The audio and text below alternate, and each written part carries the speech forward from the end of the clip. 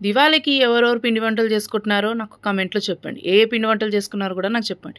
నేనైతే మా ఇంట్లో దీపావళికి చాలా పిండి వంటలు చేశాను. అందులో ఒకటి రోజ్ కుక్స్. మా పిల్లలకైతే చాలా ఇష్టం.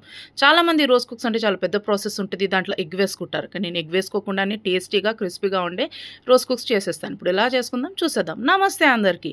ఒక బౌల్ తీసుకొని అందులో 1/2 కేజీ మైదా, 100 గ్రాము, 100 గ్రామ్స్ అనేది బియ్యం పిండి వేసుకొని ఇవన్నీ బాగా కలుపుకోవాలి. ఇప్పుడు ఒక పావు కిలో షుగర్, ఇందులోనే ఒక 4, 5 ఇలాచీలు వేసుకొని మిక్సీ పట్టుకొని షుగర్ పౌడర్ని కూడా పిండిలో వేసుకొని అన్ని కలిసేలా కలుపుకొని కొద్ది కొద్దిగా వాటర్ వేసుకుంటూ జారు ఒక స్మూత్ టెక్స్చర్ వచ్చేంత వరకు బాగా కలుపుకుంటూ బీట్ చేసుకుంటూ ఉండాలి. ఇవన్నీ బాగా కలిసిన తర్వాత టెక్స్చర్ అనేది బాగా వచ్చిన తర్వాత ఒక 1 అవర్ పిండికి అనేది రెస్ట్ ఇవ్వాలి. పిండి ఎంత బాగా నానుతుందో అంత బాగా వస్తాయి. ఇప్పుడు ఒక కడాయి తీసుకొని అందులో కావాల్సినంత ఆయిల్ వేసుకొని ఆయిల్ కొద్దిగా వేడైన తర్వాత మనం రోజ్ కుక్ చేసుకునే అచ్చుని ఆయిల్లో పెట్టుకొని హీట్ చేసుకోవాలి. ఇది కొద్దిగా హీట్ అయిన తర్వాత మనం కలుపుకున్న పిండిలో ఇది ముంచుకొని మళ్ళీ ఆయిల్లో వేసుకుంటే ఒక 2 మినిట్స్ తర్వాత ఆటోమేటిక్ కలర్ అనేది రోజెస్ ఊడిపోతాయి. బాగా ఫ్రై చేసుకొని తీసేసుకుంటే రోజ్ కుక్స్ అనేది రెడీ అయిపోయాయి. Thank you for watching.